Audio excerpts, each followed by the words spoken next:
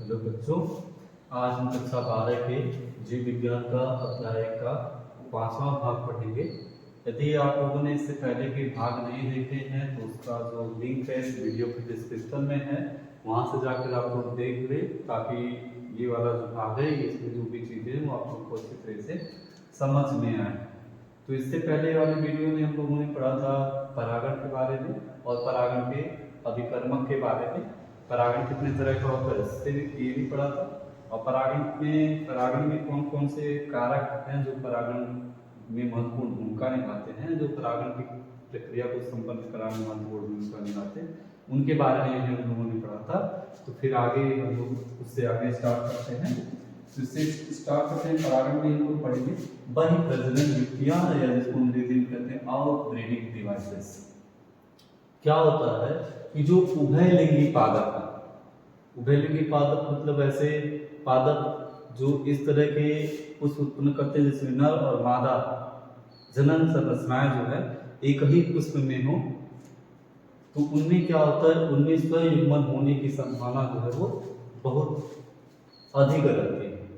और बार बार स्वयुग्मन होने से, बार बार स्वयुग्मन अगर होता रहता है किसी भी प्लांट, उसमें क्या होता है, अंतर प्रजनन अवनमन हो जाता है। कि मतलब उसमें जो भी कोई भी लक्षण नया आने वाला नहीं है, जो भी लक्षण है वो इसे ही चलता रहेगा।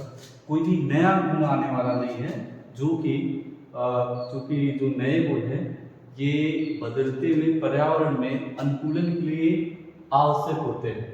इसलिए कृषि के क्षेत्र में अगर हम बात करते हैं कि बहुत सारे पादप हैं जो ऐसे अपने अंदर ऐसे युक्तियां विकसित किए हुए हैं जिनके द्वारा उनमें स्वपरागण जो है वो रुकता है और वो पर परागण को बढ़ावा देता है। तो उन्हीं युक्तियों को हम लोग कहते हैं बहि प्रजनन युक्तियां।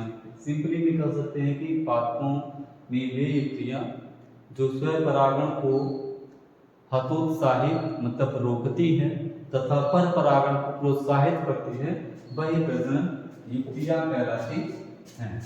ठीक है, तो पादपों में वे साधन या उपाय जो स्वपरागण को हतोत्साहित मतलब रोकते हैं और पर परागण को प्रोत्साहित करते हैं, उन्हीं युक्तियों को हम लोग कहते हैं बहुप्रजनन युक्तियां। जैसे बात हम लोग करें कि कुछ अभी हम लोग पढ़ रहे थे कि कुछ प्रजातियों में जो है स्वयुग्मन के होने के लिए सबसे बड़ी जरूरी चीज है समकालीनता होनी चाहिए। तो बहुत सारे ऐसे पादप हैं जिनमें पराग अवमुक्ति और वर्तिका ग्राहता के बीच में जो है वो समकालीनता नहीं है, मतलब एक ही समय पे पराग अवमुक्ति और वर्तिका ग्राहता दोनों नहीं होता है, वो अलग अलग समय पे होता है। तो ऐसे पादपों में स्वपरागण होने की संभावना बहुत कम रहती है या उन्हें पर परागण होने की ही संभावना बहुत ज्यादा होती है। दूसरी ऐसे है कि कुछ प्रजातियों में जो है कि जो पराग कोश है और जो वर्तिकाग्र है वो अलग अलग स्थानों पर व्यवस्थित है। यानी उसमें ये हो गया कि वर्तिकाग्र जो है और जो पराग कोश है वो बहुत पास पास नहीं है, दूर दूर है। तो वहां पर भी बहुत कम संभावना होती है कि उसी पादप का जो परागकण है वो उसी पुष्प के वर्तिकाग्र से गिर सके। तो ये भी एक युक्ति है स्वपरागण को रोकने के लिए। तीसरी युक्ति है स्व असामंजस्य, यह एक आनुवंशिक प्रक्रम है जो स्वपरागण को रोकता है। अब इसमें क्या होता है कि कोई भी जैसे पुष्प या उसी पादप के अन्य पुष्प है जहां बीजांड के निषेचन को पराग अंकुरण या स्त्रीकेशन में पराग नलिका की वृद्धि को ही रोक दिया जाता है। यानी परागकण तो गिरेगा उस पे वर्तिकाग्र पर उसकी वृद्धि जो है वो नहीं होगी। अभी हम लोग आगे हम लोग पढ़ेंगे कि क्यों नहीं होगी। और चौथी जो युक्ति है वो है एक लिंगी पुष्पों का उत्पादन। तो एक लिंगी पुष्पों के उत्पादन से ये बहुत कम संभावना होती है कि उसमें जो है स्वपरागण, उसमें पर परागण होने की संभावना बहुत ज्यादा होती है। जैसे यहाँ पे हम लोग मक्का देख रहे थे, तो मक्का में क्या है कि मक्का एक लिंगी पुष्प उत्पन्न करता है, लेकिन उसमें हमेशा जो है वो पर परागण होने की चांसेस हमेशा नहीं रहते, उसमें कभी कभी स्वपरागण भी हो जाता है, या जिसको मतलब सजात पुष्पी परागण कहते हैं, उनको स्वपरागण स्व वो नहीं कर सकते। लेकिन कुछ ऐसे पादप हैं जैसे पपीता हो गया, तो पपीता में जो भी पादप है पौधा है वह तो नर होगा या तो मादा होगा। तो इनमें जो है स्वयं परागण होने की संभावना बिल्कुल 0 होती है, यानी इनमें हमेशा जब भी होगा तो उनमें पर परागण होगा, स्वयं परागण में नहीं हो सकता। अब जब कोई परागकण जब किसी पुष्प के वर्तिकाग्र पर गिर गया तो जो वर्तिकाग्र है वो पहले पहचानता है कि जो परागकण है ये हमारी ही जात का है या फिर किसी दूसरी जात का है। अगर उसी की जात का है, ठीक है, तो स्त्रीकेशन में यह क्षमता होती है कि वह परागकण को पहचान सके कि नहीं उसी की जात का परागकण है या किसी दूसरी जात का परागकण है। और यदि परागकण जो है उसी की जात का रहता है तो वह स्त्रीकेशन उसको स्वीकार कर लेता है और उसके आगे की जो प्रक्रिया है उसके लिए परागकण को वो प्रोत्साहित करता है। जैसे यहाँ पे हम देख सकते हैं कि ये वर्तिकाग्र है, यहाँ पे परागकण आके गिर रहे हैं, तो ये परागकण भिन्न भिन्न पात्रों के भी हो सकते हैं, अलग प्रजाति के परागकण भी हो सकते हैं। तो ये जो वर्तिकाग्र है ये पहले पहचानता है कि जो ये परागकण गिरा हुआ है इसके ऊपर ये किसी की जात का है या किसी दूसरे जात का है। यदि इसके जात का रहेंगे तो इनको आगे की जो इनकी वृद्धि है या आगे की जो प्रक्रिया होने वाली है उसके लिए परागकण को ये वर्तिकाग्र प्रेरित करता है। परंतु यदि ये परागकण जो है वह किसी दूसरी जात का रहेगा, किसी दूसरी जात का हो गया तो ये जो वर्तिकाग्र है वो उसको मतलब कह सकते हैं कि रिजेक्ट कर देता है, अस्वीकार कर देता है और उसकी जो भी वृद्धि आगे की जो भी प्रक्रिया है उसको रोक देता है। ठीक, तो ये परागकण में यही जो क्षमता है इसको हम लोग कहते हैं परागकण स्त्रीकेशन संकर्षण। अब इसमें होता क्या है कि परागकण जो वर्तिकाग्र है हर एक जात के जो भी एक जात का वर्तिकाग्र है उसके अंदर भी कुछ रासायनिक तत्व होते हैं और जो परागकण आता है उसके ऊपर भी कुछ रासायनिक तत्व होते हैं और इन्हीं रासायनिक तत्वों के द्वारा कोई जो वर्तिकाग्र है वो पहचानता है कि जो परागकण आके गिरा हमारे ऊपर वो हमारी ही जात का है या फिर किसी दूसरी जात का है। तो ये जो भी संकर्षण जो भी पारस्परिक क्रिया हो रही है ये रासायनिक घटकों द्वारा हो रही है और अभी इनके जो है काम चल रहा है कि कौन से घटक हैं जो इसके लिए उत्तरदायी हैं। तो इसके अभी वैज्ञानिकों के अपने अलग अलग मत हैं जो दिए जा रहे हैं। और यदि परागकण जो है सुयोग हो गया तो उसके अनुपालन में परागकण वर्तिकाग्र पर जनित होता है।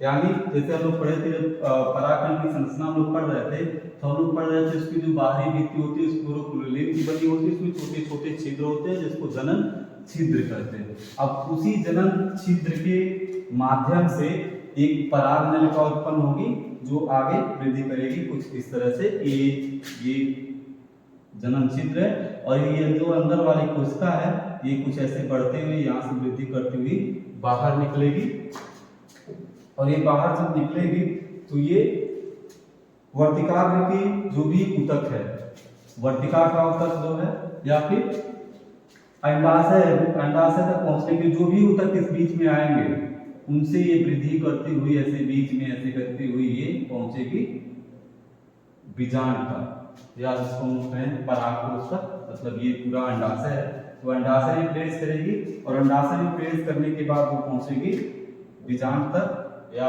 परागकोश तक। अब उसमें हम लोगों ने ये भी पढ़ा था कि बहुत सारे ऐसे पादप हैं जिनमें परागकोश जो है परागकण जो है वो दो कोश की स्थिति में ही जड़ जाते हैं और दो कोश की स्थिति में इसमें क्या होता है कि एक कायिक कोशिका होती है और एक जनन कोशिका होती है। तो इन पादपों में जब ये परागनलिका वृद्धि कर रहा होता है तो इसी समय जो जनन कोशिका है इसी परागनलिका के माध्यम से वो आ रही होती है, जैसा कि यहाँ पे दिख रहा है परागनलिका के माध्यम से जनन कोशिका आ रही होती है और इसी दौरान वो क्या करती है समसूत्री विभाजन से विभाजित होकर के दो नर युग्मक का निर्माण करती है। जैसा कि हम लोग यहाँ पे देख सकते हैं कि ये जो था ये विभाजन करके दो नर युग्मक बना लिया। अब ये दो नर युग्मक जो है वो परागनलिका के माध्यम से जाएंगे बीजांड तक। तो और जिन पादपों में पराग जो है तीन कोश की अवस्था में झड़ते हैं यानी जैसे कि यहाँ पर हम देख दो नर युग्मक और एक जो हमारी कायकोशिका होगी, तो उसमें क्या होता है कि जब पराग नलिका वृद्धि करना शुरू करती है उसी समय जो जनन कोशिका है वो विभाजित करके दो नर युग्मकों का उत्पादन कर देती है और वो पराग नलिका के साथ आगे तरफ जाते रहते हैं। तो ये हो गया हमारा वो।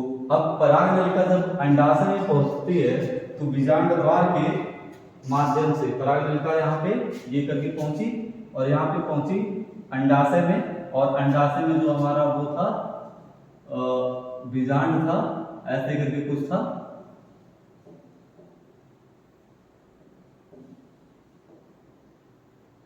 यहाँ पे हमारा बीजांड था, ये बीजांड द्वारी सिरा है। तो बीजांड द्वार के माध्यम से बीजांड में यहाँ से ऐसे करके ये एंट्री मारेगी, ऐसे करके बीजांड द्वारी सिरे से एंट्री करती है। तो तत्पश्चात जो अभी यहाँ पे जैसे हम लोग देख सकते हैं कि यहाँ पे जो ये तंतु में समुच्चय है ये क्या करता है, ये जो पराग नलिका वृद्धि करती हुई आ गई उसको निर्देशित करता है, उसको दिशा निर्देश देता है कि किस तरफ से कहाँ पे घुसना है, वो दिशा निर्देश प्रदान करता है। और पराग नलिका जो है वो सहायक कोशिकाओं में, सहायक कोशिका ये जो दोनों बगल की कोशिकाएं हैं इनमें प्रवेश कर जाता है। बस यहाँ पे याद रखने की बात यह है कि ये बीजांड द्वारी सिरे से ही प्रवेश करेगा। तो जो सहायक कोशिका है उसमें प्रवेश कर जाती है। अब सहायक कोशिका में प्रवेश करने के बाद, सहायक कोशिका में प्रवेश करने के पश्चात क्या होता है कि ये जो अभी हो रहा है कि यहाँ पे परागकण गिरा और वहां से लेकर के ये वर्तिकाग्र पूरा ऐसे करके पराग नलिका वृद्धि करता हुआ अंडाशय में पहुंचा। तो यहाँ से गिरने के पश्चात ही जो पूरी प्रक्रिया जो यहाँ तक जा रही है इसी को कहते हैं पराग स्त्रीकेसर संकर्षण कहते हैं। यहाँ ये सब जो भी चीजें हो रही है यहाँ पे जो जा रहा है दिशा निर्देशित कर रहा है वो सब रासायनिक तत्वों के माध्यम से होता है। तो इस पूरी प्रक्रिया को ही पराग स्त्रीकेसर संकर्षण कहते हैं। अब हम लोग इसमें पढ़ते हैं कृत्रिम संकरीकरण या जिसको अंग्रेजी में कहते हैं आर्टिफिशियल हाइब्रिडाइजेशन। अब ये क्या होता है, तो ये फसल की उन्नति या प्रगतिशीलता का कार्यक्रम के लिए एक प्रमुख उपागम है जिसमें ये निर्धारित किया जाता है कि जो भी मादा जो भी फसल हैं उनके पुष्पों, उनके मादा पुष्पों में केवल हम जो चाहें, हम जिस परागकणों को चाहें उन्हीं के द्वारा उनका परागण हो, अन्य परागकणों के द्वारा जो संदूषित परागकण हो या जो अयोग्य परागकण हो उनके द्वारा उनका परागण ना हो। तो इसलिए सबसे पहले यही सुनिश्चित करना होता है कि जो अपेक्षित पराग है जिनके द्वारा जिनमें कुछ हमको लगने की इनको कराने से जो है इनमें कुछ नया ग्लो आएगा तो उन्हीं का उपयोग किया जाता है और वर्तिकाग्र को संदूषण से बचाया जाता है। यानी जो अवांछित परागकण है जो या तो उसी पादप के परागकण है या फिर किसी दूसरी जात के परागकण है उनसे जो है वर्तिकाग्र को बचाया जाता है। अब ये जो प्रक्रिया के लिए बचाना है, ये बचाने की जो प्रक्रिया के लिए जो वर्तिकाग्र किसी दूसरी पुष्प के वर्तिकाग्र ना पड़ने पाए तो ऐसा संभव होता है दो तकनीकों के द्वारा। पहली जो तकनीक है वो है गोलावस्था तकनीक और दूसरी जो तकनीक है वो है विपुंसन तकनीक। इनके द्वारा ही ये जो कृत्रिम संकरीकरण है ये कराया जाता है। अब ये दोनों क्या होते हैं इनको हम जान लेते हैं क्या होते हैं। तो पहला हम पढ़ते हैं विपुंसन। विपुंसन में क्या होता है कि कोई भी जब पुष्प है, दिलीगी पुष्प है, उसमें क्या होता है कि परागकण जो होते हैं उनके स्फुटन से पहले ही उनको कैंची की सहायता से उनकी जो परागकोश होते हैं उनको निकाल दिया जाता है और इस प्रक्रिया को क्या कहते हैं विपुंसन। विपुंसन का इसको अंग्रेजी में कहते हैं इमास्कुलेशन। ठीक है, तो इसमें क्या होता है कोई भी पुष्प है, ठीक, और उसमें जैसे पराग जो कोश है उनके पूर्ण रूप से विकसित होने से पहले उसको कैंची से काट के हम लोग निकाल देंगे। इस प्रक्रिया को कहेंगे विपुंसन। और फिर क्या कहेंगे जो विपुंसन पुष्प है, जो विपुंसन जिसमें हम लोग पराग कोशों को निकाल लिए हैं उसका जो वर्तिकाग्र है उसको एक उपयुक्त आकार की थैली से ढक देंगे ताकि उसके किसी दूसरे पुष्प के वर्तिकाग्र या फिर गलती से अगर इसके भी रह गए हों तो उस पर जाके ना गिरे। तो उस तकनीकों को कहते हैं गोरा वस्त्रवरण तकनीकी। तो इसमें ये तकनीकी जो है ये निर्धारित करती है कि जो भी वर्तिकाग्र है उस पर कोई जो है अवांछित परागकण ना गिरे जिससे उसका परागण हो सके तो उससे इसको रोका जाता है। तो ये तकनीकें हैं। प्रस्तावित पुष्प का वर्तिकाग्र ग्राहता को प्राप्त कर लेता है, मतलब जब उसका जो वर्तिकाग्र है अब वो परागकणों को ग्राहित करने के लिए विकसित हो जाता है, तब उस पे क्या किया जाता है कि उसका जो बोरा जो हम लोग थैले उस पे लगाएं उसको हटा करके उस पे उपयुक्त जो हम परागकण से जिस परागकण से हम परागण करवाना चाहते हैं उसको उसके ऊपर छिटक देते हैं और फिर उस पुष्प को हम उपयुक्त आकार की थैली से आवृत करके उसमें फल विकसित होने के लिए उसको छोड़ दिया जाता है। और कुछ पादप ऐसे भी हैं कि जिनमें जो है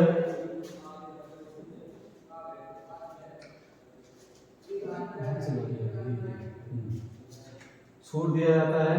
और कुछ पादप जैसे अगर एक लिंगी पुष्प है तो उसमें ये गोरावस्थान तकनीकी की जरूरत नहीं पड़ती है, उसमें ये विपुंसन तकनीकी की जरूरत नहीं पड़ती, उसमें सिंपली जो मादा पुष्प है उसको गोरावस्था तकनीकी द्वारा उसको ढक दिया जाता है। जब भी वो सुग्रावता को प्राप्त होता है उस पे वांछित परागकणों को ले जाकर छिड़क दिया जाता है और फिर उन्हें उस पुष्प को आवृत करके फल विकसित होने के लिए छोड़ दिया जाता है।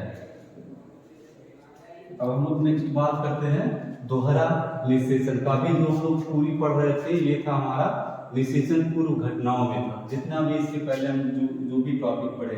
अब हम लोग पढ़ते हैं दोहरा निषेचन अथवा द्विनिषेचन, जिसको अंग्रेजी में कहते हैं डबल फर्टिलाइजेशन। अब इसमें क्या होता है कि जब परागनलिका वृद्धि करता हुआ पहुंच जाता है किसके पास, ये जो सहायक कोशिका है उसमें क्या किया, प्रवेश कर गया।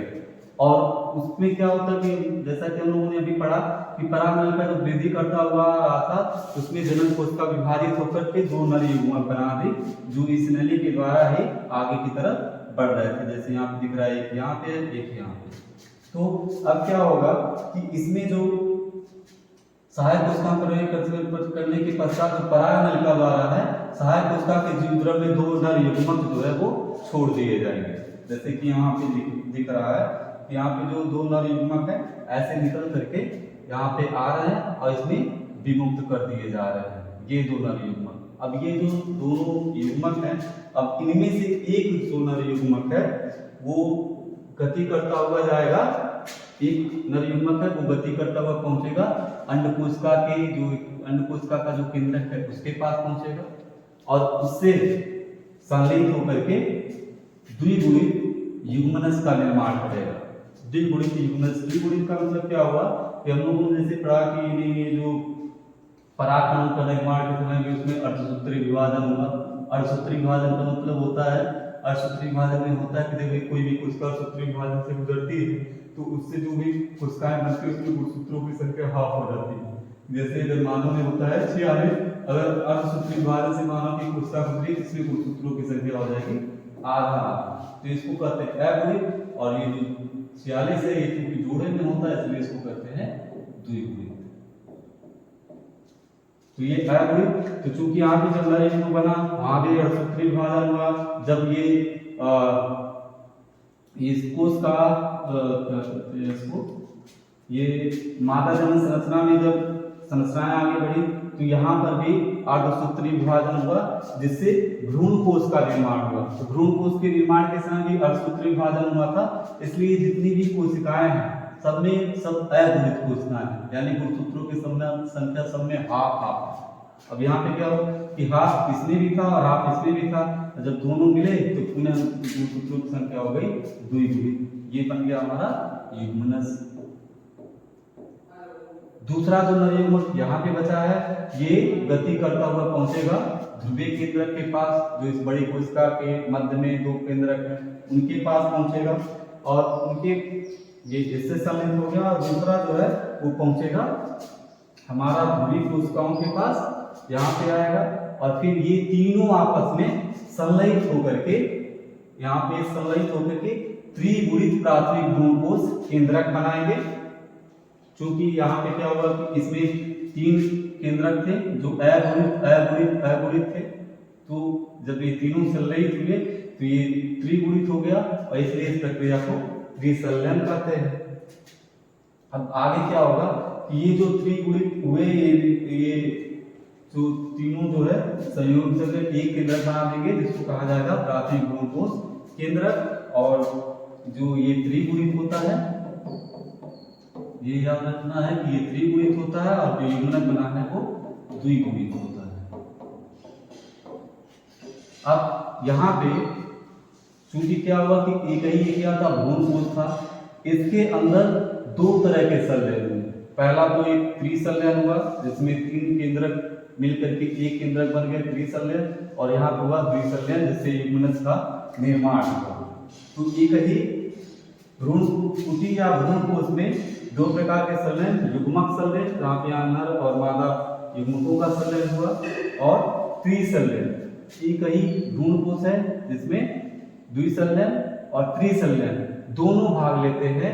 इसलिए सामूहिक रूप से इस जो पूरी प्रक्रिया है इसको कहा जाता है दोहरा निषेचन या द्विनिषेचन। एक बार यहाँ पे अंडकोशिका के साथ और दूसरी बार ध्रुवीय केंद्रकों के साथ संलयन होता है, इसलिए इस पूरी प्रक्रिया को, इस घटना को दोहरा निषेचन या द्विनिषेचन या इंग्लिश में इसको कहते हैं डबल फर्टिलाइजेशन कहा जाता है। अब डबल फर्टिलाइजेशन हो जाने के बाद अब जो ये हमारा बचा ये प्राथमिक भ्रूणकोश केंद्रक। अब प्राथमिक भ्रूणकोश केंद्रक है ये, अब पूरी ये जो बड़ी वाली कोशिका है इसके साथ ये मिल करके बना देगा क्या, प्राथमिक भ्रूणकोश कोशिका बन जाएगा, ये विकसित होने लगेगा। और दूसरा तो यहाँ पे हमारा बना था युग्मनज, जो नर युग्मक और अंडकोशिका के केंद्रक के संलयन से हुआ था, तो ये बना देगा, ये अब आगे चल के भ्रूण के रूप में विकसित होने लगेगा, और इसी से जो है आगे एक नए